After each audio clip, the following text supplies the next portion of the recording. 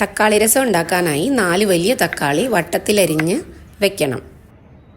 1 table spoon ചെറിയ ജീരകം, 1.5 teaspoon കുരുമുളക് നല്ലതുപോലെ പൊടിച്ചെടുക്കണം.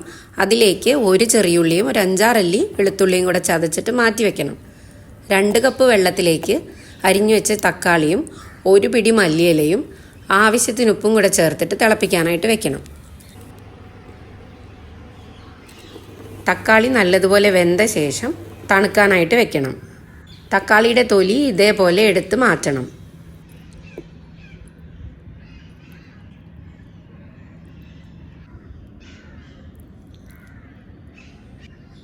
വെന്ത മല്ലിയില കൂടെ അതിൽ നിന്ന് എടുത്ത് മാറ്റിയ ശേഷം ഒരു കയ്യിൽ കൊണ്ട് തക്കാളി നല്ലതുപോലെ ഉടച്ചെടുക്കണം.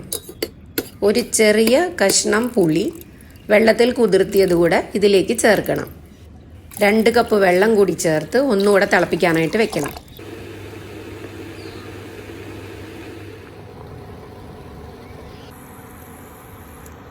ഒരു നുള്ളു ഉലുവ, 1 ടീസ്പൂൺ കടുക്, 1/2 ടീസ്പൂൺ ഉഴുന്നുപരിപ്പ്, 2 ചെറിയുള്ളി അരിഞ്ഞത്, 2 വറ്റൽമുളക്, കറിവേപ്പില ഇതെല്ലാം കൂടെ ചേർത്ത് താളിച്ച ശേഷം 1/2 സ്പൂൺ മഞ്ഞൾപ്പൊടി, 1 ടീസ്പൂൺ മല്ലിപ്പൊടി, ചതച്ചു വെച്ചിരിക്കുന്ന അരപ്പും 1/4 ടീസ്പൂണോളം കായപ്പൊടിയും കൂടെ ചേർത്തിട്ട് മൂപ്പിച്ചെടുക്കണം.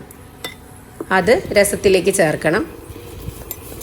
ഒരു തിള വന്ന് കഴിയുമ്പോഴേക്കും സ്വിച്ച് ഓഫ് ചെയ്യണം. പിന്നീട് മല്ലിയില ചേർത്ത് ഇറക്കാം.